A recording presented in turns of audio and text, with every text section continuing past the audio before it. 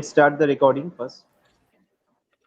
Yes, Okay, it's I think started. Antara, everybody has joined, and you may please start. Sure, sir. Okay. So, irrespective of wherever you are, a very good afternoon to the distinguished guests, delegates, speakers, and the participants. I am Antara Kundu, Program Director, South Asian Institute for Advanced Research and Development. On behalf of SAIARD, my heartfelt gratitude to all the esteemed delegates for accepting the invitation and presiding over the Zero Waste Living Dialogue Meet, Lifestyle for Environment. This event has been organized by SAIARD, Center for Urban Planning and Development, a think tank to promote SDGs through cognitive research. Further making any delay, may I now request Professor Bishwajit Roy Choudhury, Founder Chairman SAIARD, to say a few words and continue the program. Over to you, sir.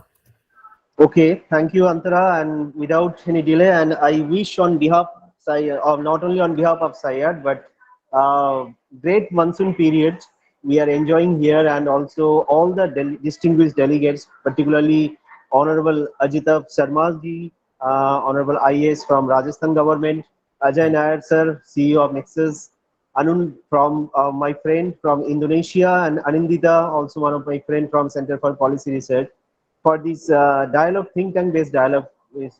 So as you know that SAIARD is actually working as a think tank since the year 2019, and as I am a faculty in Calcutta University since more than 15 years. So this foundation is working in case of not only particular academic research and policy advocacy sector, but also policy implementation and policy evaluation wings as well. And today's point of discussion, which we have organized today, and for that we are here today, that is the zero waste living. And what I feel that in case of every growth of civilization, with the growth of population, there is another point, that is the growth of waste. And with that perspective, now this is the time we are talking about the carbon neutralization, we are talking about the sustainable development, waste management, etc., etc. So to combat the climate change related issues. So I think it should be, it is the time to become a more responsible citizen, to behave as a more responsible citizen. And in that perspective, particularly if we consider in case of urban sector, most of the cases, the pollution, waste are coming from the urban wings and create some several issues. So if we, whether we can go for this sustainable livelihood sector through this waste management, how we can go for a zero waste. Yeah, I know that it's not completely possible, but how we can go for it step down in the second phase of this waste management sector, that is the zero waste, and how we can combat our living in a more sustainable way, and definitely whenever our lifestyle will be improved, automatically I think our environmental degradations will be less. So in that sector, today I am eager to hear from all of you, particularly your viewpoints, and on that basis we will prepare a short note, and definitely we will circulate to the our other delegates or other participants, those who have joined either from this webinar or through our social media platforms, to the other people, those who would like to know about it. And I request you, if on behalf of your side you also share some of your personal experience, as along with that your thought, and it will be good to know that people from the different backgrounds, from the different geographical locations you have joined. So these are our main issues, and to highlight these issues, and hopefully in coming second dialogue we can also highlight the first phase dialogues points, and how we can overcome it. It will be in a bigger sense. So with this, once again I thanks to all the delegates, honorable speakers, and the participants, and my team for organizing this important webinar on an important topic. So welcome, Jai Hind, Vande Mataram. Thank you. Over to you, Antara. Thank you so much, sir. So, may I now request Dr. Shashwati Banerjee, Research Professor and Head, SAIARD's UPD, to continue the program. Over to you, ma'am. Ma'am, kindly Ma'am, we unmute. can't hear you. Kindly unmute yourself. Yes. Am I audible? Yes, ma'am. Okay. Yeah. Thank you, Antara. A very good afternoon to everyone. Thank you for joining this crucial dialogue on zero waste living lifestyle for the environment. Today, we delve into a topic that's not just a lifestyle choice, but a collective responsibility towards our planet. Now, in a world inundated with excess, our ecological footprint has never been more consequential. The term zero waste has emerged not just as a trend, but as a call to action, urging us to rethink how we interact with the world around us. Today, we explore what zero waste living truly means and why it's become a cornerstone in the global movement towards sustainability. Now I will define zero waste living is more than just a set of rules. It's a mindset, a commitment to reducing, reusing, and recycling. It challenges us to minimize the waste we generate and make mindful choices in our daily lives.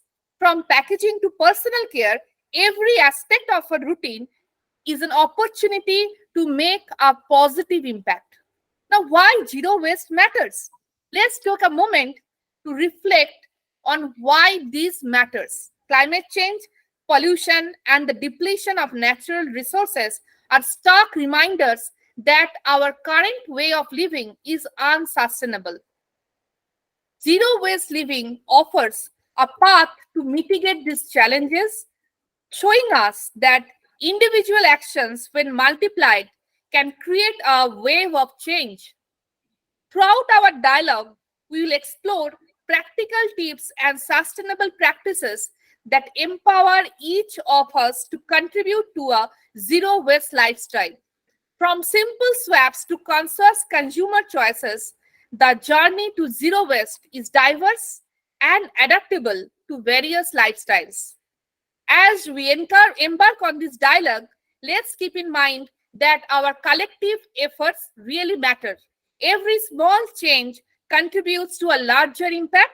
Together, we can redefine our relationship with the environment and pave the way for a more sustainable future. Now, I am delighted to introduce Mr. Ajitava Sharma, a seasoned leader with 27 years of experience in pivotal government roles. Recognized by esteemed dignitaries, Mr. Sharma has led numerous public utilities with a focus on transparency and adherence to ESG principles. Currently heading Jaipur City Transport Services, he champions a sustainable electric mobility ecosystem. Let's warmly welcome Mr. Ajitava Sharma to share his insights about the role of zero waste living on sustainability and public utility management. Sir, please. Yeah, thank you. So, first of all, Bishwajit ji, thanks a lot to you and your institute for organizing this event. And I'm happy that it is on a holiday. Otherwise, it becomes a little difficult for us to attend during the daytime. And I'm deeply honored with the presence of Ajay Nair ji and Agung from Indonesia and Anindita Mukherjee and all other who are present here. So as you have given me the task to initiate the discussion, so few things. Number one is that I exactly am not a subject matter expert in waste management or zero waste management for that matter. But we as policymaker, so we are into the implementation of the schemes, guidelines of the policies, and subsequently at a later stage when we rise above in the service, so we get into the actual framing of the policy. So we have the taste and feel and experience of both being the implementer and a policymaker. So our perspective in terms of these real world problems or real life problems like sustainability or green economy or low carbon transition or zero waste management for that matter is with that larger perspective. So whatever I speak about would be focused primarily with that perspective, that how is a policy challenge the waste management issue can be tackled, or what you have more precisely defined to be the zero waste management, and whether it is even achievable or not. So there are few things for the opening remarks. Then later on we can discuss, and I can also gain knowledge from the other participants who are present here. First of all, as a policymaker, when we interact with public and our field functionaries and the municipal corporation in charge, or the ground level worker, and at times to the public representatives also, I find that the nuance between the issue of litter and waste, I think there is a very big confusion in these two words. So first thing is that we have to be very clear in our mind, both as policymakers and when we are functioning in the municipal corporations or the local bodies who are the actual champions or the organizations which steer the issue or theme of waste management or zero waste management. So littering is like just throwing away the trash or garbage or the house waste and then waiting it for someone to be picked up. And if it is picked up, so there is a normal tendency to consider that the waste has been managed. Whereas waste management is something entirely different. So I think there is a gap in creating the right narrative also as far as waste management or waste as a resource, managing waste as a resource, or zero waste management is concerned. So first thing is that littering is something else and waste management is else.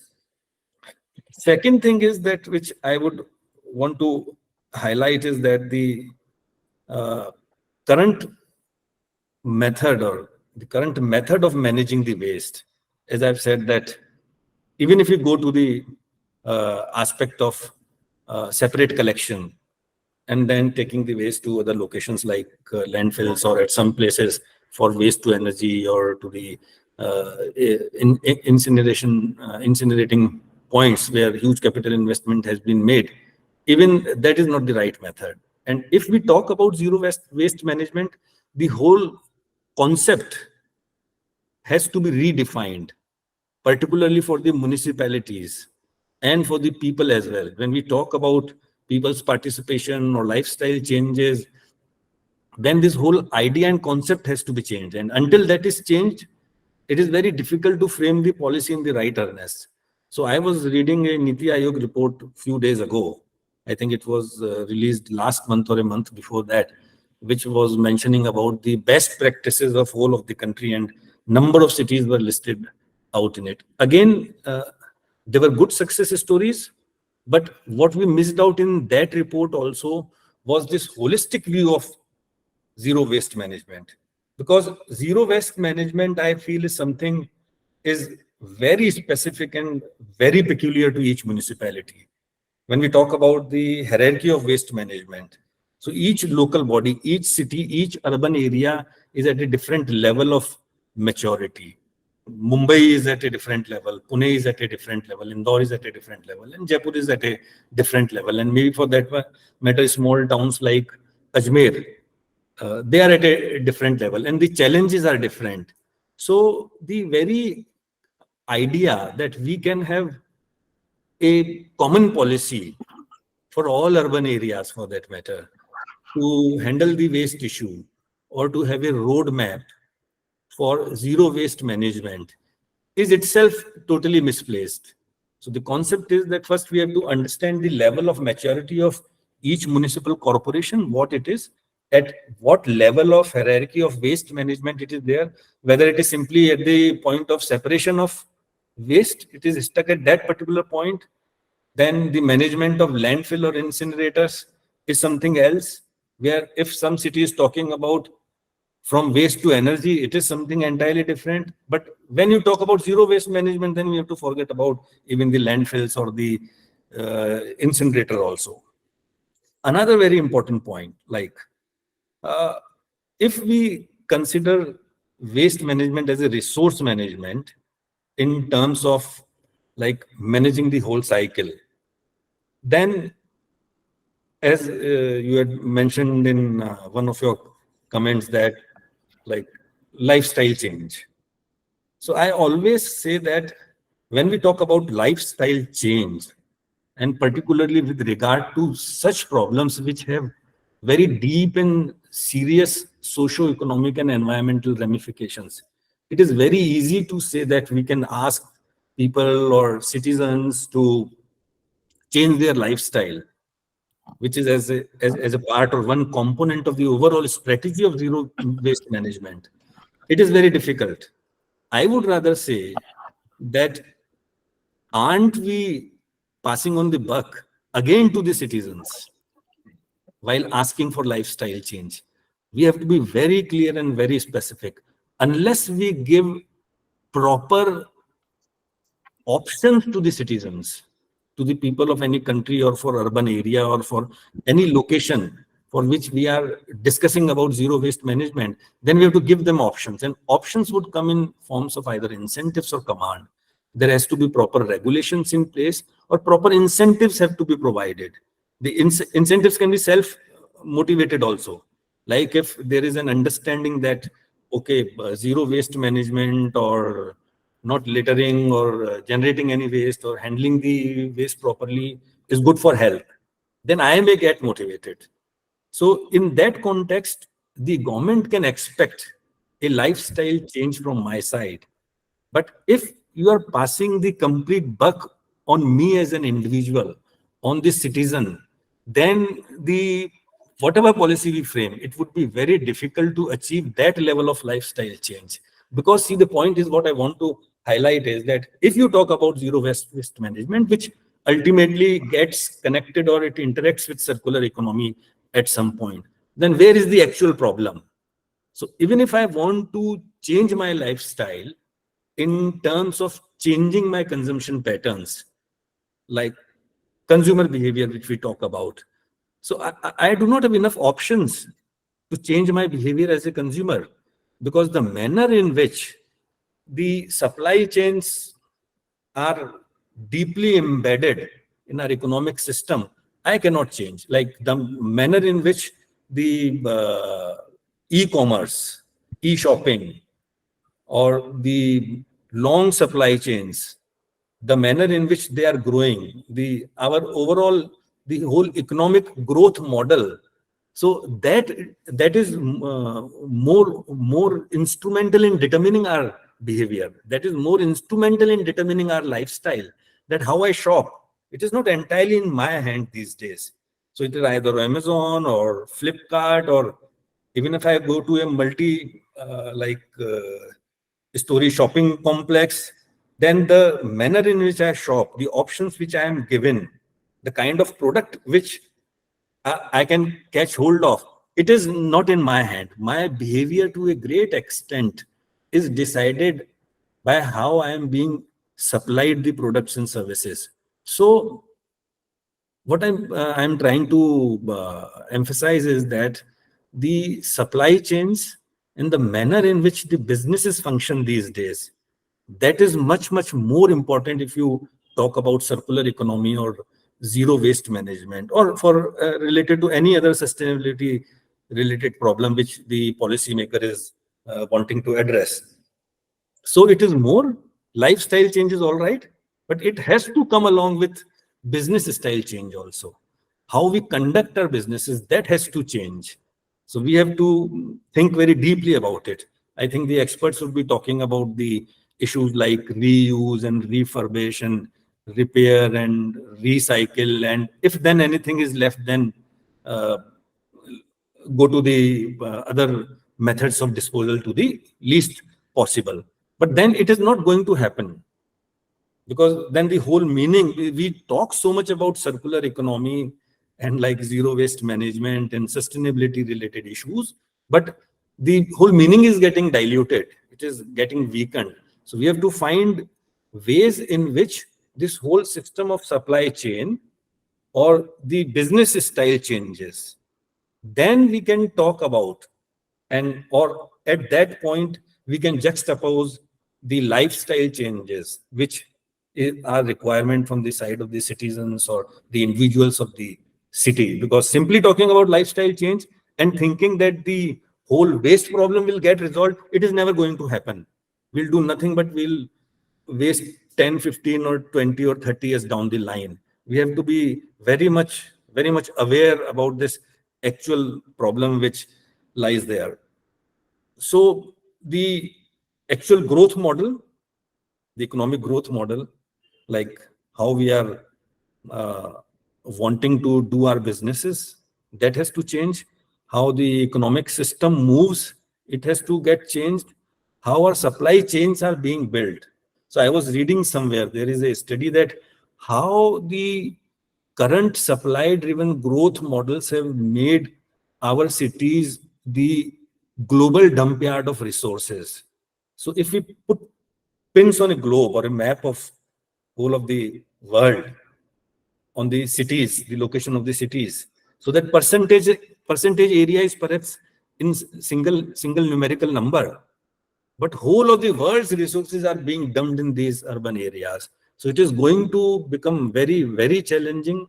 And unless the manner in which these supply chains work and the energy and the resources flow to the urban areas and what happens to them in the end is a very challenging task, both to understand first, then to convince the policymakers, and then to translate it into a kind of policy where all stakeholders, they come together and we are in a position to achieve the broader objectives whichever we have set for ourselves.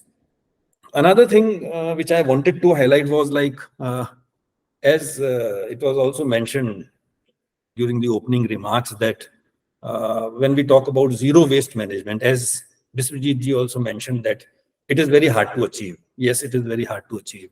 So I would support that statement and would say that it is more of a journey towards zero waste rather than reaching a point of zero waste management. And as it involves the larger or the broader economic system, the broader manner in which the businesses work, and the level of maturity of different cities is different, then the roadmap or a solution for any urban town would have a very strong focus on finding the localized solutions. That is another point. And localized solutions, I have seen in last 27, 28 years of my experience that change is very difficult. Ultimately, change is brought by individuals. At least it is always initiated by individuals. And then all forces come together to make it successful. That is another point. So we need champions. We seriously need champions for each urban area.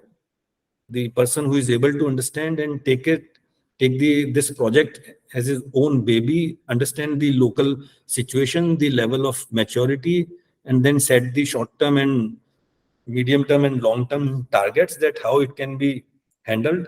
And the last point which I would want to highlight is that we keep on hearing a lot about recycling.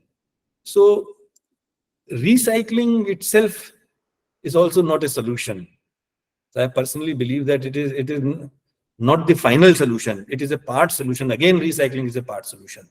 Best solution is the products, more so the products and the services to some extent. Can those products be reused? Okay. So I was just thinking about these mobile phones. My first mobile phone was Nokia. So then I transitioned to BlackBerry, and then after that I upgraded myself to iPhone. So these three major brands, but in these three brands, maybe more than 14 or 15 cell phones. At least 3 for Nokia, 3 for BlackBerry, and more than 3 for, I think, iPhone. And my landline, BSNL landline, ITI made, it is still lying on my desk at my home for last more than 14 years. And it's fully functional. So I have kept that connection for the purpose of having the broadband BSNL connection. But it is still lying there. It is functional. It works very well. And in that course, the manner in which the cell phone technology has advanced or got changed. So you are forced to buy the new phone somehow. You are forced to buy. And again, the financial products which are given to buy or consume such kind of products, like if you buy with this particular bank credit card, it will give you installment of such and such. If you buy with from such and such website, it will give you such and such kind of cash voucher. If you buy from this shop, it will give you this much kind of this number of years of warranty or kind of guarantee. So the whole manner in which this world is working, so it has to be reuse, not replacement. If possible, if the product can be reused somehow, and if it can be repaired. So repairing of mobile phones is very, very difficult. It has become next to impossible. And even for televisions. So I know few people, I have some friends. So I have seen them buying new television after every 3 or 4 years. And there was a time when we had the TV, that picture tube TV with the big width and breadth. So that was there for more than 9 to 10 years on television. And because now again the technology is changing so fast. So if the number one thing is that if the manner in which we design our products is the technology behind them, or maybe the manner in which they are marketed, or the financial products through which they are being offered to the consumers, is it remains so dynamic. In that case, I think recycling would be very, very, very difficult. It would become very difficult. It would become difficult for us to recycle so much product. And again, why? Why to invest so much energy and resources in recycling? And already, like I was reading somewhere that China banned some product, some major consumable item. I am not naming that item because of some reason. Banned from international imports within China, citing the reason that it is made from recyclable material, which is toxic or unhealthy. So there are such kind of issues which would again come up if we focus too much on recycling. So again, recycling should also be, if not last, a step just before last. So the how we design the products, that is the another major thing which I was mentioning. And as Vishwajit ji mentioned, that ultimately the whole idea is about sustainability. The whole idea is about sustainability and responsible production and consumption and circular economy. So if waste management or zero waste management is viewed with these eyes, then it is a whole ecosystem. Like you mentioned about electric mobility ecosystem. So it is a whole ecosystem. Simply buying electric vehicle will not work out. You need a charging infrastructure. You need proper financial products or banking arrangements, because the upfront cost is very high of the electric vehicles. Or you need to have proper battery swapping facilities for two-wheelers or three-wheelers. Then only they will flourish more. So it is the whole ecosystem, zero waste management, that has to be handled. Otherwise, it is a very, very difficult task. And I personally feel, I will end with this remark, that if we are able to, like the institutions like Vishwajit ji is heading and other accommodations, and Ajay Nair ji is also present here, if we are able to put this through the mind of the policymakers, I keep on doing my role. I try to create the narrative to the best possible and at up to the highest levels of the government and within my colleagues, and where I go to the different forums. I think it can be a big help in understanding the actual problem and finding the solution which is implementable as a policy. Thank you. Thank you, sir. Actually, the point is that what is today's solution is tomorrow's waste and pollution. So I think through your lecture, it has been highlighted, and I really accept your proposed concept. That is this is the holistic change we have to do. Otherwise, it's not so easy to change the life, and that's why this is the lifestyle I am saying. And one point you have mentioned, which I have already mentioned in my point, that is the responsible citizen.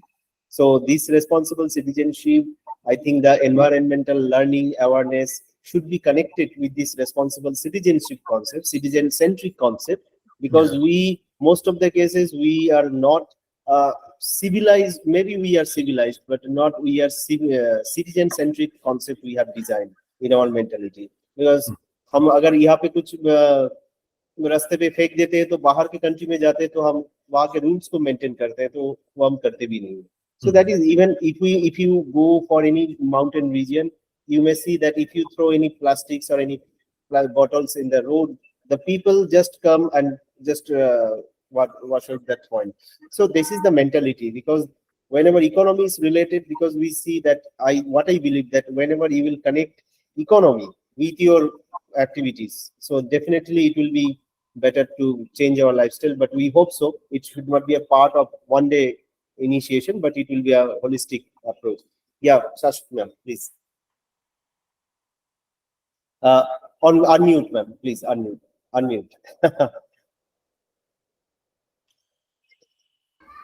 Yeah, now. Thank you, Aditya sir, for your very insightful talk. And now it's my pleasure to introduce Sir Ajay Nair, Mr. Ajay Nair, a dynamic leader and entrepreneur with a rich background in smart city development, sustainability, and digital transformation. With extensive experience in diverse global markets, including India, Qatar, Singapore, USA, and the UK, Mr. Nair's specializations in urban and regional planning, environmental solutions, and smart city management systems. Mr. Nair brings a wealth of expertise in urban enterprises and economic development. So let's welcome Mr. Ajay Nair to share his insights about the role of waste management on the intersection of technology, sustainability, and urban planning.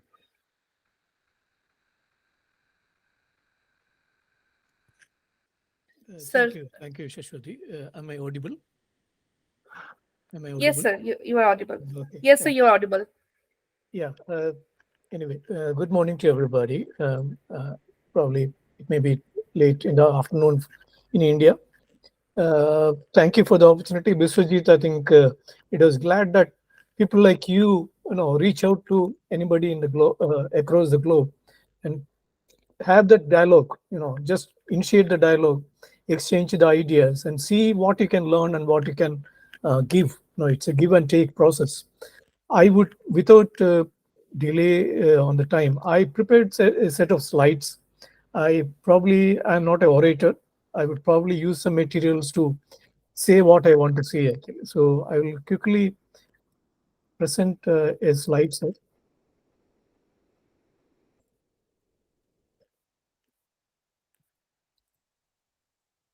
Hope you can see that.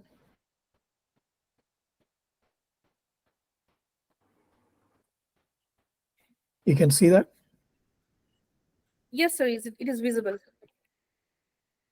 Okay. I just want to talk from the starting point of the discussion, waste. If you look at the urban regional development as a process, I think Ajita Sharma ji, you just mentioned about it, actually. You have to look at it from different angles. Sir, your voice is not clear. Okay. Is it okay now? Is that okay? Yeah, I think No, it is. sir. Yes. I think it is clear. Shashwati, we can hear him clearly. Okay. Yeah. So we had to talk from Okay. regarding the waste from a different angle. Being a planner, I am from the SEPT University in Ahmedabad. I left India 1992. I've been working always outside India. But my point is, if I can create products, which can be sold into the market, and there is a supply chain which will take care of it, then that is probably where we should move towards, actually. The way we look at waste as a problem or a kind of a trouble which we need to take off, we have to convert that entire thought process into saleable ideas, products and materials and services which can be sold into the market. Then only the behavior will change. For example, Ajitab Sharma just probably appropriately mentioned regarding the cell phone behavior, actually. You keep buying it just by seeing that there is a new software or a new application coming and it is not available in the older handset. You go for buying it, actually. The companies may be selling that new product, new cell phone with whatever sales and marketing criteria they can say. But ultimately, the user behavior, the customer behavior depends on how do we understand and how do you react to it. So you need a business mechanism which will turn it around. So I look at it from a supply chain point of view. I just want to say, reaching a zero waste, nobody is telling that you have to do it today or you have to achieve something by tomorrow. Actually, currently in the last maybe 5-10 years, people have been talking about zero waste is because we need to have some kind of a policy wherein we are able to take care of this climatic crisis. Actually, globally, global warming, ocean warming, water bodies getting polluted, cities getting polluted. We need to come out of that kind of a problem on a long-term basis. It's not a something which you can solve this month or next year. Actually, it is long-term process. It's a journey. You just mentioned that same word. Actually, it is a journey. So we need to make sure that the entire waste management is a circular economy. Actually, nothing but a circular economy. Every participant, whether we are contributing as a waste supplier, like a household waste or a industrial waste or a institutional waste, we need to make sure that the supply chain gets into some kind of a regulated process. And being in outside country, I can probably tell you that when you create a waste and if you expect some city corporation to take that waste and move it away from my premises, it's not a free service. Never a free service. You need to pay for it. Actually, that means you need to have something called a tax base. My waste collection and waste processing should be part of my property tax. It should be part of my monthly service charges which I pay to the city. Actually, so there has to be a cost component attached to that. Unless you feel that pain of paying for the waste management, you will never stop generating the waste. It is easy to throw my waste into somebody's yard, somebody's backyard, and then expect it to get it resolved. So I look at it from a circular economy kind of a environment which you need to create. There are 4 components into that. There is a production cycle, there is a supply cycle, and there is a consumption cycle and a circularity cycle. Actually, all these 4 cycles of activity, we need to bring it into a single framework. So I say, when we do that, we should slowly come out of this traditional thinking that we are creating a problem. It's not a problem. Waste is not a problem. Actually, there is materials. I can throw some 100 cell phone into a bin. Somebody can take that bin and then convert it into usable products. Actually, so circular economy allows you to do that. There is a reusability component already built into that. So that's where we can turn this problem into an opportunity. I like this display of this picture. Where did we all come? Actually, we were in the forest, isn't it? Our older generations were in the forest. We got civilized. We moved into villages, and we started creating cities and villages and bigger metros. That's where now we see that there is a problem. Now we are talking about how to create zero waste kind of a culture around it. If you look at the lifestyle portion of this evolution, in the past, when we were in the villages and forest, our quantity was very low relative to the current waste management issues we are talking about. The quantity was very low. The reason behind is we just eat something and throw it right there. Actually, so the nature will take care of it. We never had a plastic component or a synthetic component in our lifestyle. So olden days, when we had a kind of a low profile life cycle, we were able to manage it.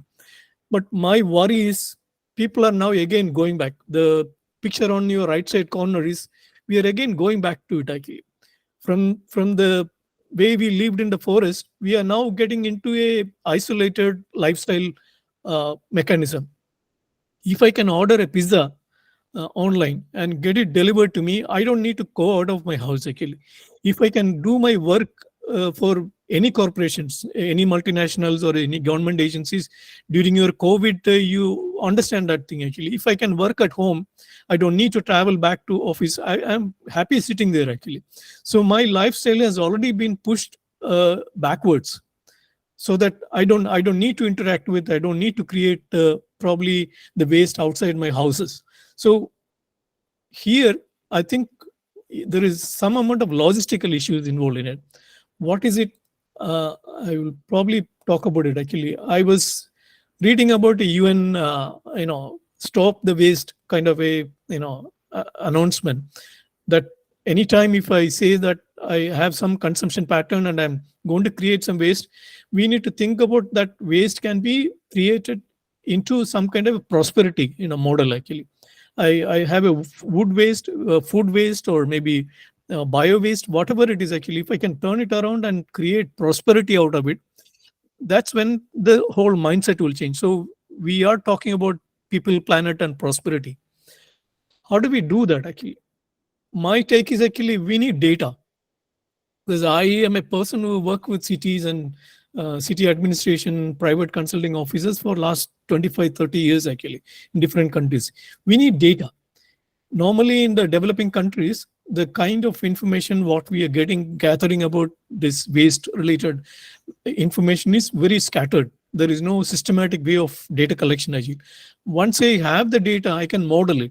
There are a lot of tools, mechanisms available to model it, identify so-called information lineage. If I know waste is coming from certain pockets and the critical point of tipping point of that waste is coming from industrial sector in this particular, for example, Jamshedpur, it is an industrial city actually. If I know my biggest problem of waste is coming from the industrial waste, then my solution is just there actually. If I can tackle that, my city will be probably better off compared to other. So to model that, I need data. Once you model it, I have seen it in I don't know whether it is a behavioral problem or is it a kind of an issue within the cities. We don't have a proper operations management framework in cities actually. We expect the waste collection and waste processing to be a kind of a magic bullet and it will work every day at the same time, everything will be perfect. It doesn't work that way, because we need KPIs on all this supply chain related, waste management related issues. We need KPIs, we need measurable, quantifiable data on it. Then only you can take care of the operational issues actually. I lived in major cities like Singapore and cities in US and here in London. This operations management problem will become more and more complicated as the city grow. Smaller cities had a smaller problem, bigger cities got bigger problem actually. So we need to have that kind of a very robust operations management framework in and around the waste management. I'll probably cut down some of my discussion. I look at it from a ESG progression model actually. The reason behind is there are 4 components in the waste. One is resources, all natural resources, agro food, minerals, all of them become part of the resource base. Then we do extraction. There are extraction process companies who are involved in it. Government is involved in it. Agriculture is an extraction industry actually. Then we go to the consumption and then we create a residual waste. The lower portion, what I'm thinking is if I can reverse that order, we go from residual waste to consumption to extraction to resources, then we have solved the problem actually. It become already a circular economy. How do we do that? We need to model the entire cycle inside each city and identify the data points and the processes, model it according to the individual cities, then we will probably achieve some kind of an efficiency. I have gone ahead and done a lot of things in this. We need to go and identify this information databases based on so-called use cases actually. Commercial waste, residential waste, what is the volume, what is the frequency, all of this you need to create a database using use cases, then start doing this, modeling of there are AI and machine learning technologies available. We can go through tons of data, gigabytes of data, identify the exact nature of the problem in each city, then come up with a solution. In talking about use cases, I can say individually put it into individual buckets of problem and then come up with the thing. I am part of a US-based economics institute. I quickly wanted to say about it because if I don't take care of the economics around the waste, we will never get the solution past our dialogues and exchange of ideas. Actually, you need to have a economic model built around waste. Then we can talk about feasible products, upcycling, recycling, creating new kind of innovative products in textiles and glasswares, plastic wares, all this different product line, we can actually come up with some kind of feasible solution actually. So we need to just focus about the I will conclude in 2 slides. The key direction actually, you need to have a institutionalized intelligence on waste. If I'm a district director for education, I take care of schools and colleges. My responsibility regarding those institutional framework, I need to have my own upcycling, recycling, circularity economy within my directorate and the department actually. Each individual verticals have to take care of the problem and then come up with their own solution. I'm not an expert in waste cycling. I probably cannot say all the chemical, mechanical, solutions which can be applied. But institutionally, if they can identify the problem, there are open markets available to get the solutions implemented. There has to be open standards. Actually, I always say that in city services, if I can push the data which we collect from different sources into an open market and probably make money out of it, actually sell it to people who are providing IT services, people who are creating recycling solutions, sell it to them, actually sell the data. You tell them my problem is in western part of the city, these are the major place, this is the data. If you want more actual contact of the person, we will handle it, but this is the data. We don't need to reveal the personal information in the database, but we need to push the data out so that somebody can create a solution out of it actually. Then the second point is we need to have an inclusive market actually. I don't know whether it is a right forum to comment it like that. I have seen it in major cities. Whenever this waste related issues come in, somebody in the national limelight, some company who has got come up with some solution, they may be connected to big industrial houses in India. They only the people who can bid for the project, and they only can get into the kind of a solution, and they become the winners actually. So we should create winners in every city actually, not just the industrial houses in India, or even maybe coming from Netherlands or any other country. We need to have local people who own this waste recycling, upcycling, product preparation, circularity. Then they will be able to feel the problem and solve the problem right there actually. So this entire recycling, upcycling needs to be localized. There is no point in saying that I have a waste problem and then we want to export the waste somewhere else actually. We need local leaders, local solutions actually. There are technologies available to how to move it around. I will probably summarize it by saying few things actually. When we say about data, it's not just an Excel spreadsheet or tabular data. We need to have a map, because the city is not just one house or 10 houses actually. The houses are spread around certain way. There is a pattern around it. There is mobility around it. The industrial areas we develop, industrial areas are not within the CBD or the downtown area. They are somewhere in the outskirts actually. There is a geographical pattern of all these spatial land uses. You need to have that kind of a spatially aware, a context aware database for waste. Second one is we need to have the regional supply chain management framework, so that based out of the entire model of data, we can say that here is a problem, here is a data point, here is the issues which are we will need to tackle it. The supply chain needs to take care of it at the origin.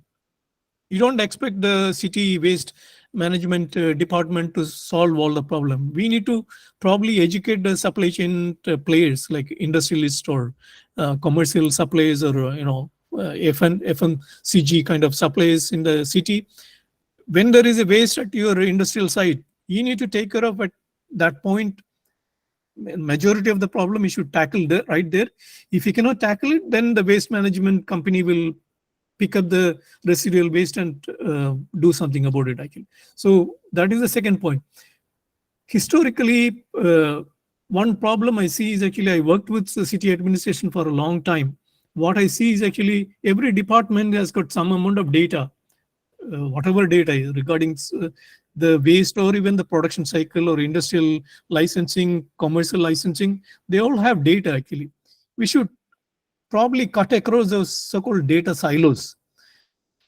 Whatever shareable data which will make sense and which may be beneficial to manage the waste circularity economy, that kind of data should be put into the public domain actually. It can be consumed by the stakeholders, or it can be consumed by a software company or some other company who is interested in the problem. So bringing the data out of this so-called silos is a critical issue. Historically, it is a problem everywhere, in every country. I'm not saying that it is an Indian problem, it is a global problem. The fourth point is on economics. We need to, once we know the problem and the solution, we need to make sure that there is some amount of revenue stream actually. We cannot tax the common man. Probably he doesn't have a proper income generated from his livelihood. We cannot tax him to take care of the upcycling, recycling process actually. We also need to make this kind of systems to be self-sustainable. There has to be an economic model around it actually. That is fourth point. The fifth one is you need real-time data. We don't want last year pattern or last 10-year pattern or last quarter pattern of the waste, how it is generated and how it is handled. We need real-time data. There has to be some kind of a mechanism progressively. I'm not saying that if you do something today, tomorrow the problem will be solved. But progressively, every city need to think about having to collect this kind of data at the origin, at the content level, at the quantitative level, qualitative level. This lifestyle related, waste related data has to be real time. There has to be a long-term strategy around it actually. The sixth point is data provider actually. Whoever is creating the data from different departments, they themselves should price the data. We cannot say that when I put up some 1 gigabyte of data regarding the waste from education department or an industrial department, I'm going to give it to free actually. Don't give it free. The data has to be priced at the state level. I was a CTO at a city department, city agency in Miami. We used to give public data for public consumption actually, medias and other things. Every material we put it up there, there is maybe $10 or $15 as a price attached to that actually. If you don't pay the price, you won't get it. And nobody should be able to plagiarize the data to replicate this kind of information. If we find the kind of plagiarism, we will fine them actually. It will be hefty, massive fine for data copying and data plagiarism. So we need to attach some kind of a value, price to the data. That is the sixth point. The seventh point is regarding continuous improvement. I may just say something today and expect it to work it out. It's not going to happen actually. This problem has maybe when you just started, Biswajit was talking about it actually. It is a continuous process. It cannot be just finished today actually. It is a journey. I'm just leaving it the last point with you. There is a image out here actually. Can you make out of this image what it is? It is cycles. It is in China. They in 1970s and 80s, they thought that the best solution to make their transportation system sustainable is to buy cycles, produce cycles, consume cycle. I am a person which traveled to China in early 90s. I keep discussing about this mobility related sustainability initiatives in China. See what they have done actually. They created this cycle based mobility pattern all around China. Finally, what happened? When the economy started growing, people's livelihood improved, the affordability improved. Nobody want to ride a cycle. It is a strenuous process. To go to office, go to market, I use cycle actually. So people started throwing the cycle out. So there is a big, huge dump yard in Chinese cities. Now they're going, because they're going into either e-cycle, e-scooters, there are electric vehicles, there are several mobility options available there. They don't need to use the cycle actually. So the point is, we need to think long term. We need to have a vision. How do we tackle this problem? Not for my generation, for next generations to come actually. I think with that I will stop my presentation and my viewpoints. We can probably continue discussing further down. Thank you. Thank you, Ajay sir, for highlighting some wonderful issues, and particularly the incorporation of technology and the data-driven model through which we can go forward in the waste management sector. So it's really insightful. I request Shashwati ma'am to go forward, please. Unmute. Yes. Unmute, please.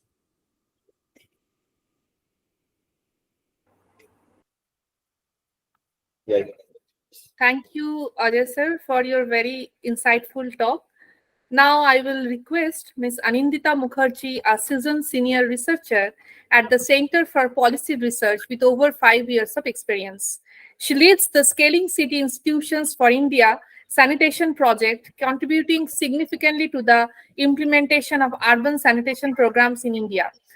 Anindita supervises a team focused on research projects, including assessing on-site sanitation systems and preferences in large villages. As a content partner to ZIS, she actively collaborates on international housing symposiums and evaluates the impact of the Odisha Land Rights Scheme.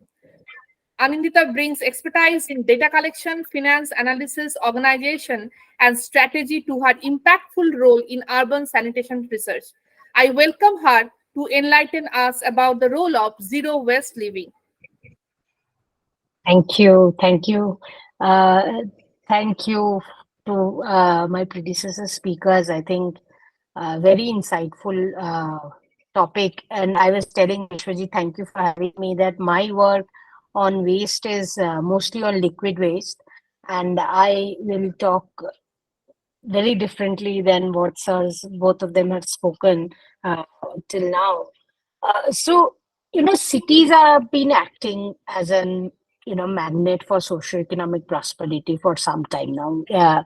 That's has been the vision of creating these urban phenomena, if we may call it, the urban living as we refer to it. And one of the key service provision that we have with the urban local governments have been, since we were talking about policy making, has been to ensure public health outcomes, giving support for waste management and management in a way that it doesn't leave public health outcome in jeopardy. In that context, I like all of you to think about your own houses, and because waste is a very close to us topic, it's not something that is distant or that we don't face every day. It is an everyday phenomena. It's happening both with solid and liquid waste. It's a continuous process, and that's why we have to create more awareness. I think that most of the time it is a flush and forget phenomena, that as soon as it is outside my doorstep, I think it's gone. As I was saying, once the waste is collected from my doorstep, I feel that it's managed safely, someone is taking care of it. So how do we bring that perspective of responsibility for the entire value chain at the household level, and not passing the buck, for sure, not by putting the things that should not be put on the consumers or the citizenry at large. So in that context, I will take 5-10 minutes to kind of explain how the liquid waste management theorization and policy making has gone about for over the past decade. As you all know, that Swachh Bharat mission, through its two phases, have brought in a significant focus on the waste management, and especially on the focus on the toilet issues, that people who do not have toilet and have resorted to open defecation are now in urban India having to access a toilet, whether in-house or a community toilet or a public toilet. So with that access also comes the important aspects of managing that waste that is being generated in our cities. And if you see, as both my predecessor speakers were saying, that you need a complete value chain perspective to manage a waste. So from generation to its reuse, it's the entire chain that needs our intervention and needs our focus at various level, and it has to be a multi-sectoral, multi-directional, at the same time kind of a focused impact, so that we are generating better outcomes. And thankfully what has happened is that, if you know, the two things happen with this penetration. We were only 1/3 covered by sewage networks as on 2011. And as we speak, we might have gone up to 40% of our sewage network. But in the interim, it is important for us to understand that dumping unmanaged waste into environment has a much larger, creates a much larger environmental footprint by making our water bodies unusable, by making our ponds and rivers water unusable, with soil getting potentially contaminated with unmanaged waste, untreated waste, this thing, and further exacerbating the public health outcomes of the people residing around those areas. It's not always that if I am doing it, I am the one suffering, right? It's also the next door neighbor or the people living in the downstream river who is getting that brunt, and not me. And increasingly, the governments, the planners, academicians, and practitioners have understood this, that infrastructure first approach will not be feasible for a country like India. We cannot say that, okay, let's have sewage everywhere, then people will start residing. That's not, that may not be feasible, and that's how we have been seeing it for past 70 years of our existence as a country. So more than 70 years. So we will require some more homegrown, decentralized, low-tech approach to solve the problem of liquid waste, and that is easily accessible, can be easily maintained, and preferably applies a nature-based technology, to decarbonize the entire process. And in this context, in 2017, the national government had come up with a dedicated policy. It's called National Fecal Sludge and Septage Management Policy. And many states have shown very, very forward-looking, policy uptake. Odisha lies at the forefront of this uptake. Right now, all 118 urban local bodies in Odisha, 116 urban local bodies in Odisha is covered by either sewerage solutions or FSM solutions, or both in a combination way. Because most of the times, it is also not feasible to have sewage in all part of your city. So, it can be uphill, it can be in a area where you cannot serve, especially the people living in the margins of the city. So both, how can we think about a world where there is a cross section of various technological and various treatment solutions that are available, that can not only solve a future problem but also a problem that we are facing now. Let's imagine a city that is currently resorting to fecal sludge management end up getting a sewage facility, then it is a very interesting plug and play model that can also evolve as we go forward, where the same fecal sludge treatment plant, that area, that land parcel can also house the sanitation infrastructure, the sewage treatment plant infrastructure, and can start co-treating wherever necessary. So, one more thing that I'll say is that sometimes a very interesting reform had happened when the building plan regulations had called for the treatment facility at the apartment level, where each apartment will have to manage their own wastewater within their boundaries. And it's very, very prominent in Tamil Nadu. I'm sure you all have visited at some point in time. But what our studies are showing right now is that most of these treatment facilities, decentralized treatment facilities, do not work adequately, and the the bulk of the burden then falls upon the households who own those apartments.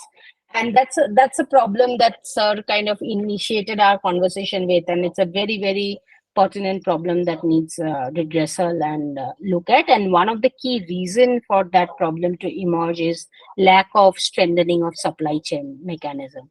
So you have the product, but you don't know how to maintain that product, and the moment that product supplier kind of goes out of the contract or of the agreement with the households, it becomes completely a difficult process to maintain that infrastructure, and then you end up desludging your apartment, large volumes of tanks, at least 5 times a day. And these are problems that are very real, that are very close to our doors, and it's not going to go away. So the more we talk, I think two of my predecessor speakers have kind of suggested that it's a journey that is most important.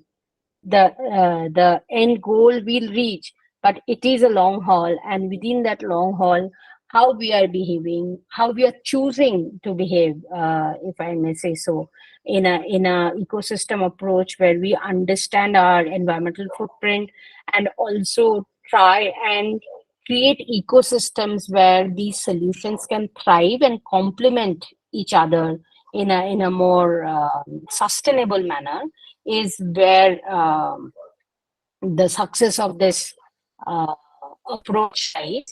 And finally, I would say one key population set that we keep missing in these dialogues are the urban poor, and they are right now occupying the marginal land. They cannot be served because of land tenure issues, and they are the one who are resorting to very unsafe sanitation practices for many reasons. And this is an important 25% of our population that we will have to reach to have the holistic public health outcome. And a lot of work is going on, but the more we focus on citywide, inclusive, staggered approaches to solve our problems of sanitation outcomes, I feel that we'll be closer to that journey pathway and closer to that milestone that we are all seeking towards. Thank you, and happy to take questions. And just to end that, we are committed to 2030 SDG agenda. So safe, sustainable, and equitable cities and safely managed sanitation are two key important milestones that we are all striving for. So we need to gear up again and move towards that achievement quicker and faster. Thank you.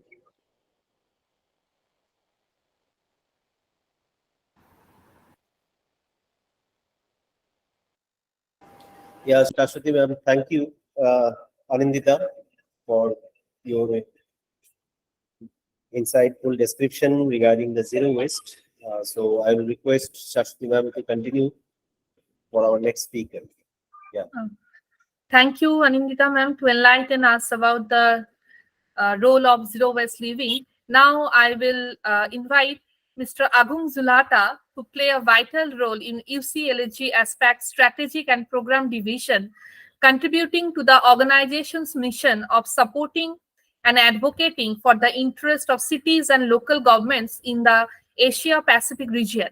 His work involves translating UCLG Aspect's vision into impactful initiatives, fostering collaboration, and strengthening the capabilities of members to address regional challenges effectively. I would like to request him to share his insightful thoughts on our today's topic on the zero living waste. Okay, thank you, Ms. Aswati. Can you hear my voice? Yes, you are audible. Okay, again, so my name is Agung Zulhata. I am Research and Learning Officer from UCLG ASPAC, and I'm truly honored to be a part of this dialogue, actually. And yeah, come on, let's talk about something that making wave in the many developed cities today. And they are looking to change up how they handle waste and shifting to a more efficient and sustainable approach known as the zero waste. And we talk about the zero waste since we started this dialogue, right? And you see more and more people are trading rural life for the hustle and bustle of the urban areas. And why? Yeah, well, it's the promise of the economic opportunities and improve the quality of life that draw them in. But this rapid migration is causing our city to grow and grow fast. And now, with all this growth, come in a big issue like waste, and our city are becoming jam packed, and it's starting to take a toll on our urban way of life. And that's where the idea of the zero waste city comes in. And it's about recycling and everything, and I mean everything, and making sure we get every bit of the value from our waste. But let's be real. Turning our current consumption heavy city into this zero waste waters is not a small feat.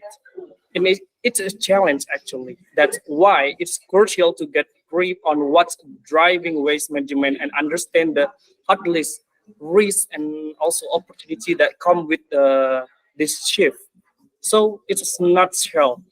We are not the brink of waste revolutions. Our city want to transform how they handle waste, aiming for a greener and more efficient future. And it won't be easy, but with the right understanding and bit of the grit, we can turn this bustling city into the sustainable model. And how about the municipal solid waste? Okay, all right, let's break this down. And you see, the city are becoming the go-to spot for the more and more people around the world. In fact, it's estimated that over half of the global population now calls an urban area homes. And guess what? This trend is only going to continue.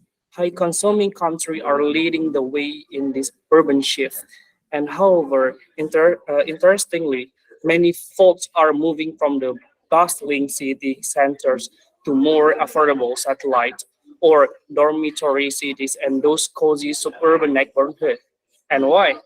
Well, you know, it's all about the finding a comfortable and budget-friendly place to live.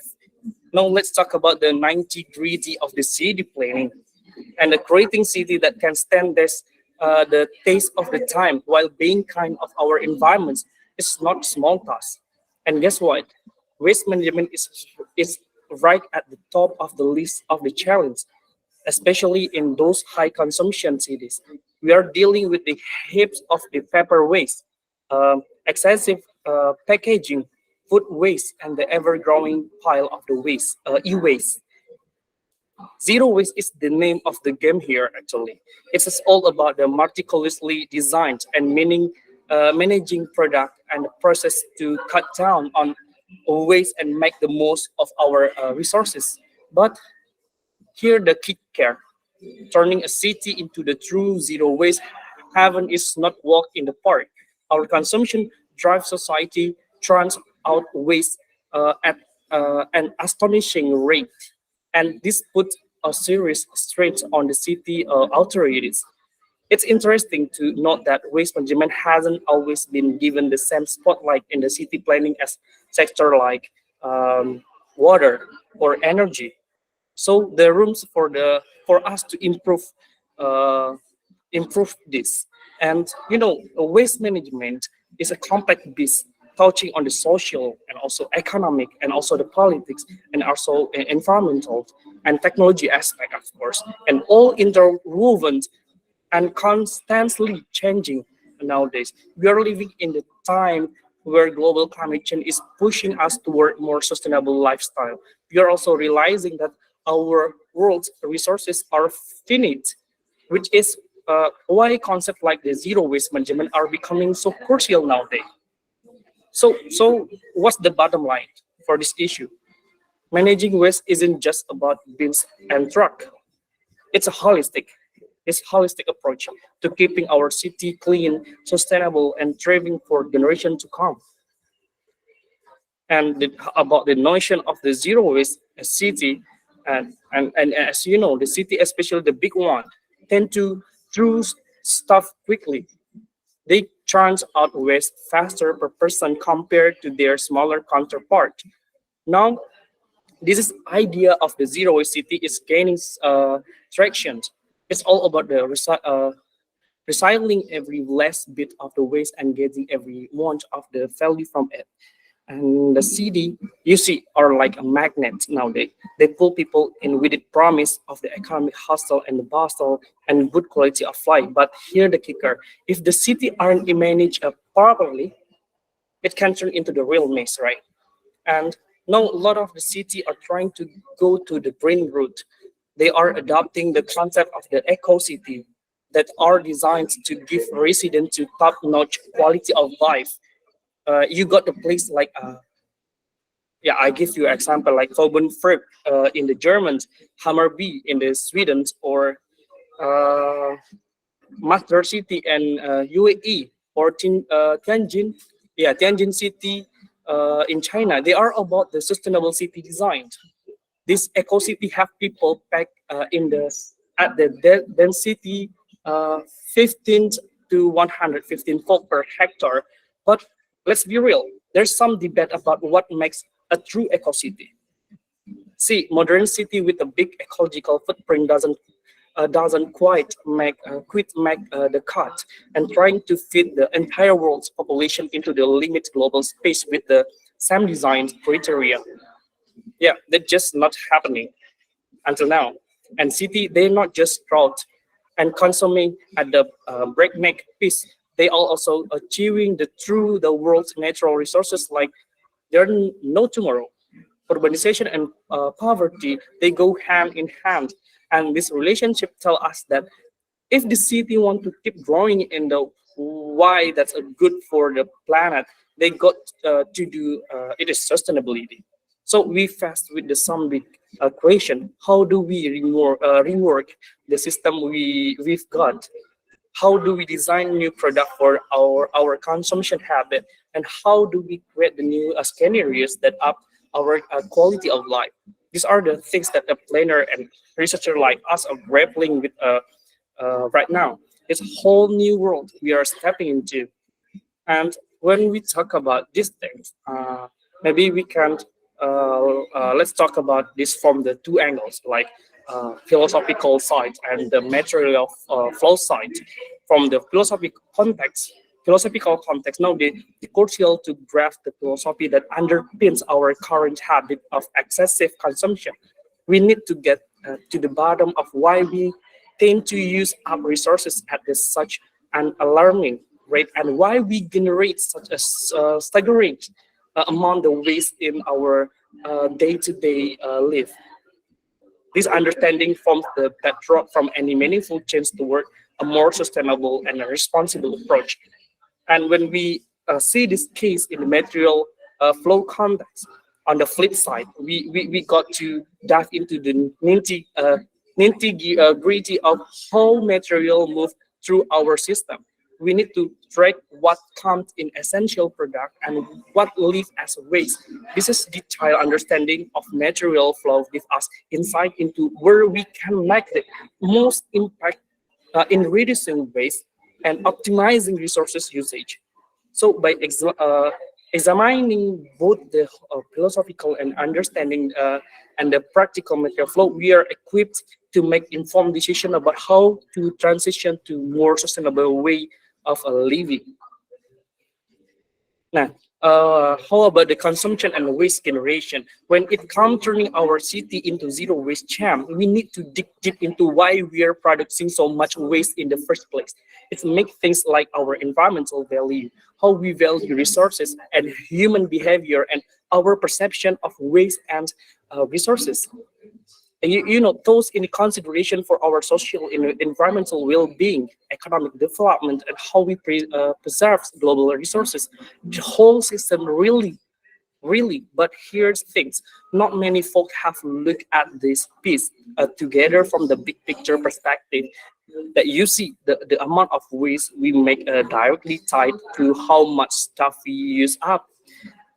Our society today is all about consuming, is how show our status and identity in our community. But there are twists back in the day. Aristotle thought the complete opposite. To him, consumption wasn't seen and noble. So, in plain terms, it's about getting and using stuff, which ultimately lead to using up the Earth's finite resources. They why it's crucial to understand how our behavior in a consuming lead to generation waste. Now, putting a price tag on the natural and environmental resources, that's thought not to break. The value of this thing changes based on the what we want to what culturally important to us. It's not as simple as plugging numbers into a cost benefit spreadsheet or the using fancy terms like a contingent value or existence value. Our judgment are shaped or more than just what make us feel good, right? And then you know they are influenced by ethical belief, personal value, and also the commitment. This leaves us with the gap in our understanding of the different environmental philosophies and how to properly value these resources. And how about the material flow in the city? Now let's dive into the material flow in the city. You see, we can track how material and energy move through a city, what come in as essential product, and what heads out as waste. Many brains mind have delved into this, and they are found that recycling is a crucial aspect of sustainable waste management. But here, interesting choice. A study called Toward a Sustainable City, conducted by a lot of engineering and physical science. They discovered that in a certain situation, recycling waste paper might not be the most environmentally friendly option. Instead, technological like incineration of this gas could be more sustainable nowadays. But no, a lot of work has gone into design effect waste. Uh, sorry. Yeah, but you know, there's have been some many studies looking to the big picture, the holistic approach to zero waste city nowadays. So, what can I get learned from the waste issue? We got the understanding how people behave when it comes to using resources and making waste. And when we are planning this zero waste city, we got to things about how the material move around the city. It's all about the finding balance, and that means considering sustainable design and product care. And technology we use for waste management has to be able to handle less waste in the future. And policies and the rules have big a say in how we develop waste management, and the city should keep using that. And when we picking out or using waste treatment technology for zero waste city, we are got to think about the bigger picture. This is not just about the fixing one problem; it's about the looking at the whole waste system. And to make the twice to the zero waste city, we need a full on the approach. We're talking tools, system, and technology all working together. But it's got to make sense for each place rules and setup. Okay, I think uh, this is my last opinion. And waste management is connected to how younger folk act, and not it's rarely we talk about how young people connected with the waste management. Local government need to team up with them, with the young people, to spread the word about the reducing waste. And let's face it, there are more young people around these days than older folks. It's just like made, right? More people means more waste, and it's also impact to the electronic waste or e-waste. It's a hot topic nowadays. New technology and the way we live are adding to the pile on unwanted gadgets. So some countries, yeah, like in Indonesia, are changing the rules about the old TV analogs versus the new digital ones. And this shift impact the e-waste because a bunch of those old TV can handle the new technology. So government need to think long and hard before they make this change, before they change the regulation. And using technology to boost productivity isn't always the most eco-friendly move. We also got to remember that technology has shelf life, and that can add to our waste. So I think, yeah, I think that's all for me, from my side. Thank you, Zulata. Thank you for Thank you so much. making wonderful points and for your association for participating in it. Now, this is the one kind of interactive session, and I would like to request firstly our honorable panelists, if they have any queries, because they are the people from different country has joined, different backgrounds has joined. So I think if you have any queries to any of them, so it will be good. Then we will go.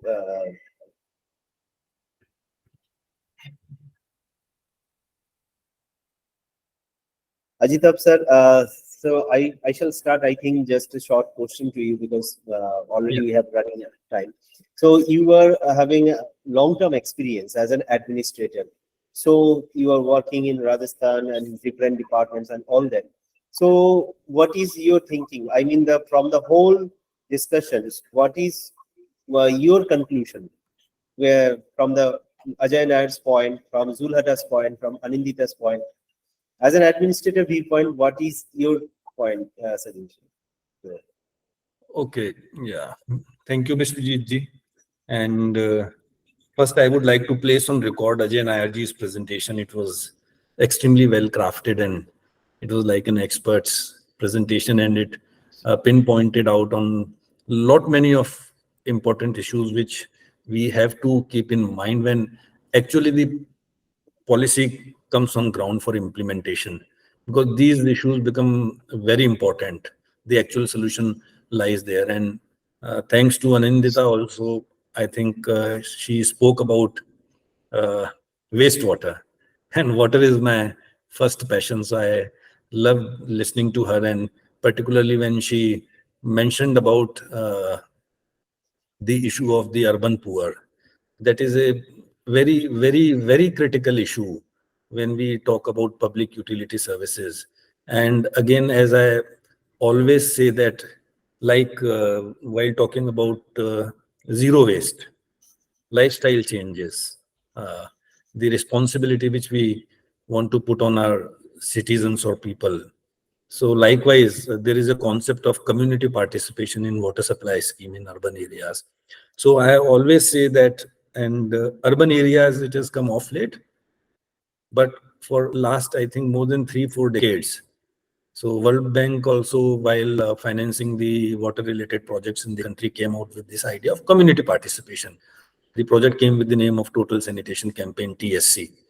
So I have always argued that in rural areas, villagers, you are asking them to form a committee, take over the management of the water supply schemes, manage them, collect the water charges, and repair and maintain.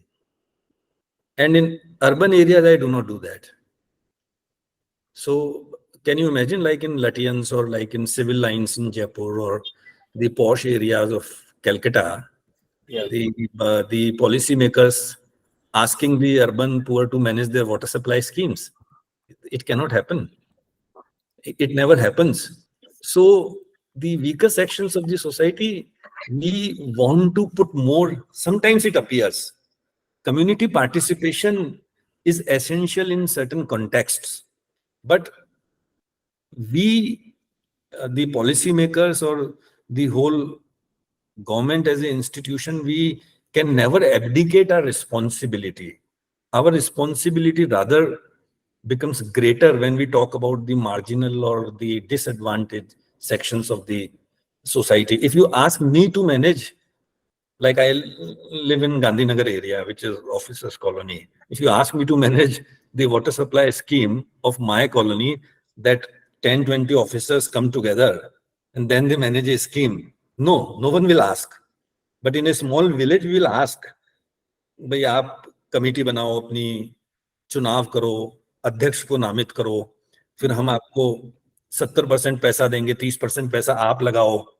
So this we have to understand in this context also, and this was a very, very, very nice point which was raised by Anindita, and I always argue that community, in the name of community participation, we cannot abdicate our responsibilities. Community participation and people's participation and expectations for lifestyle change only to the extent where it becomes an essential component for the success of that scheme or any project or any policy for that matter. And we will have to give options to people for that purpose. Then only lifestyle change would happen. Like saving of water, saving of energy, switching on and off the lights, educating, as like Mr. Ajay Nair was also mentioning. These things we can manage, as Vishwajit, you were also mentioning. That certain things with like behavior as a citizen, our civic behavior, civic sense, enhancement in quality of our civic sense, that we can do. But beyond that, we'll have to find solutions within our own systems and the manner in which the whole ecosystem functions. And I'm thankful to Agung also for highlighting few of the solutions which are being looked for and which are being made applicable, and the challenges being found in other part of the globe. My take in few sentences would be that zero waste is number one part of city planning. Again, I would emphasize it is very specific to each city and town. There is no cut and right solution that this is the solution and you start implementing. And as Ajay Nairji rightfully mentioned, that some kind of baselining, some kind of benchmarking of each city has to be done, may it be through data collection or may it be through the collection in form of the citizens' response, or may it be in form of the level of utility services which we are providing the citizens of that particular city. That is very important. That would determine the level of maturity. As like Agung was mentioning about incineration and composting and the use of landfill, which is not preferred too much these days when we talk about sustainability as such in zero waste management. So the roadmap for zero waste is highly contextual with respect to the city. It is very unique to each of these cities. And waste management, again, I would emphasize that it is not like turning waste to resource. It is preventing the resource to become waste. Again, there would be a slight difference, but it would bring in a lot of change in the concept. It is not trying to convert waste into resource, because then again, you somehow end up in a kind of like linear process. So as I mentioned about recycling, if you keep on talking about recycling, then at the point of origin, like Agung was mentioning, basically from where the problem is originating, as Ajay Nairji also mentioned, the design of the products, the very design of the product, the design of the services which businesses do. Again, we'll forget that if we start talking about recycling. It is more about repair, reuse, refurbishing, and then comes recycling. So it is not like making waste or converting waste as a resource. If there is anything which is left in the end, so rather than disposing it into the landfill or putting it into the incinerator, then we can think of converting that part of waste, leftover part of waste, into resource. But the underlying idea is that our policy, the zero waste management policy, is that we do not allow our resource to become waste. The whole design of products and the supply chains have to be transformed accordingly. That is what all I have to say. Thank you, Vishwajit. Thank you, sir. You have raised a wonderful line, and within that line, everything is clear that we should not convert the waste into resource, but also resource to waste. Definitely, that is the point. So I will come to Ajay Nairji once again, just to for a short brief regarding you are also a technocrat in sense, and you are working in smart city sectors. So particularly, this is the major parts which has Ajitab sir has also mentioned, particularly in case of urban sector waste management. So how do you think that a complete smart city, how it can be not zero waste, but at least a sustainable waste management sector? And where is the implication of technological parts there to handle this situation?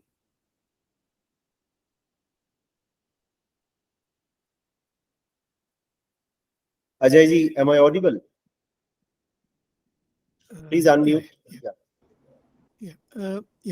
Thank you, Vishwajit. I think I probably want to conclude by saying I remember in October 2nd, 2014, that's Gandhi Jayanti Day, 2014, the Swachh Bharat mission started actually. The picture where the Prime Minister of a country taking the broom and go to the roads and symbolize the importance of the waste management actually. I think that picture is still very fresh in my mind actually. Probably this is the first time a country leader has to be in the public limelight, and the very first public event of his tenure actually in 2014. He had to come into the road, take the broom and show to the people that this is something you need to worry about actually. It's not something I'm trying to change and then everybody need to take a broom and go to the roads, but this is a cultural shift. The country has to take it, and it is very important. And then many other Swachh Bharat missions started, having open defecation removal. All those programs started. Now for me, I think it is, there are some basic etiquettes in life. There are certain basic quality of life we need to achieve actually. We are currently in the Amrit Kal discussions. We are by 2047 we could become a developed country actually, 2047.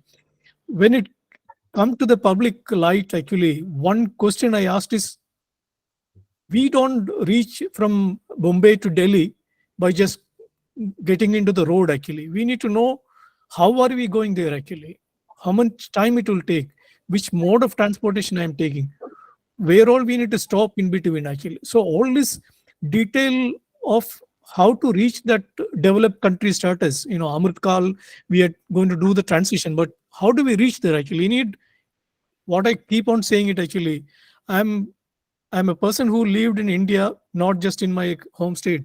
I lived in the north more. I worked in UP. I went into villages and township and slums and everything actually. I know the problem intimately uh, compared to many of you, because I was a ex-scientist of ISRO. I worked in satellite data processing, especially for urban sector. Way back in early 90s and 80s, I worked on that area. The reason was most of these city planners and city planning department, they have nothing. They are working on ammonia prints. If I bring up that point actually, people who have been using ammonia prints to create land use plans with sketch pens and color pencils actually. That was the kind of technologies they have been using to create master plans.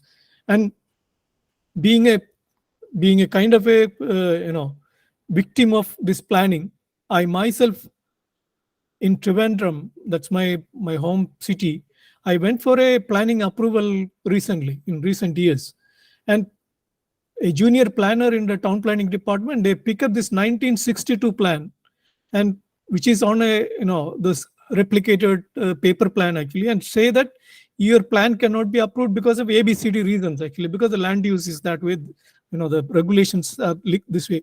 They are using an outdated plan and telling you that you cannot be permitted. That is a way, I think it is a inefficient way of dealing with the problem. When you talk about waste and you want to become a developed country in 2047, you just cannot go there actually. I'm telling you, none of the states and cities, metros can go there unless you have a very clear, detailed plan which is driven by data. You can talk about all the theories. I worked on this kind of problems all over the globe actually. You can talk about all this kind of theories and visions and things like that. Unless you have real concrete data, individual business verticals, individual department verticals, and have a clear plan that this is how I'm going to deal with this 100 metric tons of solid waste. Or I'm a person who worked with EPA in USA, Environmental Protection Agency in USA, for state level water quality metrics, KPIs and metrics. I'm telling you, none of the cities could get there and start creating the capacity for liquid waste and solid waste in the city without knowing what is the kind of quantity you're going to deal with in 10 years, 20 years, what is the quantity you're going to deal with? Because that information is very, very important. And that's where the money is. Your public tax money cannot be just spent like that actually. We want to become a developed country by 2047 and I'm going to spend it $100 million into that. That's not the way a country can develop. You need a very clear, detailed data to drive that. I think I'll stop here. Thank you for the opportunity. Thank you, sir. Thank you for your insightful voice and viewpoints. So now that I will come to Anindita just very quickly. Anindita, you are working on liquid waste sector. So in that case, what is your viewpoint? What is the possibility in future, particularly in case of urban sector? How it can be revolutionized? Your policy can be revolutionized. Quickly, I'll not take much time because we are already over time. I think there are three critical levers, and I completely agree with Mr. Nair, but I'll just bring it in the order of importance. I think we need champions within bureaucracy. I think if we have to shift the policy needle, people like Ajitav Sir and other bureaucrats who take interest, who are passionate about subject, who wants to see change in people's life, especially the poor communities. I think we need those people, and we need in large numbers. One or two in each state will not work. It has to be intersectoral. It has to be intergenerational. So that's like my number one point. I think that will bring in transformational policy changes. The second, I think, is data. And I cannot agree more with Mr. Nair. Importance of planning, data-driven policy making. Just make data available for academic consumption. What we have achieved, what we have not achieved. The idea of bringing gaps from the field is to embolden or bolster the already available public discourses. So that's why data bottom up, spatial data, remote sensing data, big data analysis, just data. If you are informed, you will make better decisions. And finally, inclusion high on the agenda. I think that is a non-negotiable for everyone. If we keep inclusion high on the agenda, keep the vulnerable at the center, encourage the youth, as colleague from Indonesia was pointing out, encourage behavior that is more, sustainable oriented. You nudge your youth to adopt more and more. I know people who do not order from Amazon. I know colleagues who refuses to, pay this extra money or be part of this extra wage generation. I think they are the ones who will change world, and that's why the positive nudges are very important. And just to conclude, Shashwati, I have 20 years of experience in the sector, not 5, but that's for a later date. More on that. Go ahead, Vishnu. Thank you to all of you, particularly for this wonderful your viewpoint. I'm saying your thoughts, your work, your representation. It's really wonderful. And I think I just would like to conclude within one point that SAIARD is working as a policy advocacy think tank, as well as it's working as a policy implementation think tank too. Because what I feel most of the cases, think tanks activities are confined within the policy design, etc. But in case of implication part, and after that evaluation part, it remains some vague conditions, who will do that. But it is the main part what we are working either in river sector, either in urban sector. Even we are starting one initiation, as you know, that SAIARD, there is a geoinformatics division of SAIARD, and we are working on urban canal waste detection. So in Kolkata city, we have started an initiative, and I think this model, this policy can be implemented in future, in the coming days. And as Ajay Nair said, even Ajitab sir is also associated with an administrative level and sector, and you are also connected with the think tank sector. So hopefully there is a lots of chance and opportunities to work together. And these three, that is as an academician, I know that there is a UGC has mentioned the academia industry collaboration. But I think this is the major part, that is the academia, industry, government, and stakeholders collaboration, which ultimately, whenever this circuit will join, then it will a complete circle, and then it will solve any kind of problem, I think so. So with this, once again, on behalf of my side, I heartily thanks to all of you. Now I'd like to request Dr. Shashwati Banerjee to give the vote of thanks and to conclude this today's dialogue. Dr. Banerjee, over to you, please. Please unmute. Yeah. Yes.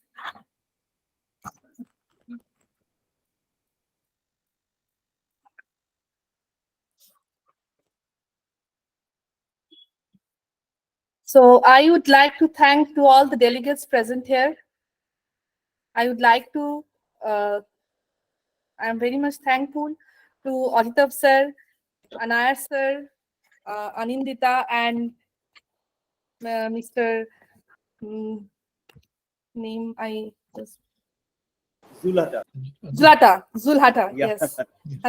And we are very much thankful that we got to know about the one most important topic that we come to know here, that no one size fits all, about the heterogeneous characteristics of the municipality corporations, which Ajitab sir have told, and Ajay sir also told that no one size fits all, about the land rights and zero waste living by Anindita, and about the philosophical thinking, how to embrace like perception of waste and resources. So these are all some insightful things which we get today's topic. So thank you all of the delegates again, and I would also like to thank Vishwajit sir as a SAIARD chairman to give us the opportunity and to listen from all the delegates present today. Thank you, Shashwati ma'am, and also for Ajitab sir especially, as he is a water lover. So very soon another dialogue will coming soon. That is on the urban footprint dialogue. So they I'll are be more than happy and eager to join. So sir will also join, because that will be in coming month. We are going to organize the urban. That will be a curtain raiser dialogue on urban water footprint. So its valuation. Okay.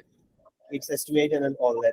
So I will definitely connect with all of you, and hope in coming days we will all cooperate, we'll all work together, and we can definitely support the policy makers like Ajitab sir and decision makers. So through our different stakeholders part.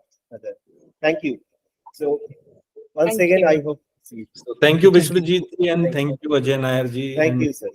All other participants, and thank you for inviting me. Thank you. Thank you. Ajay sir, namaste. Thank you. Yeah, namaste. See you. Thank you. Anindita. Bye.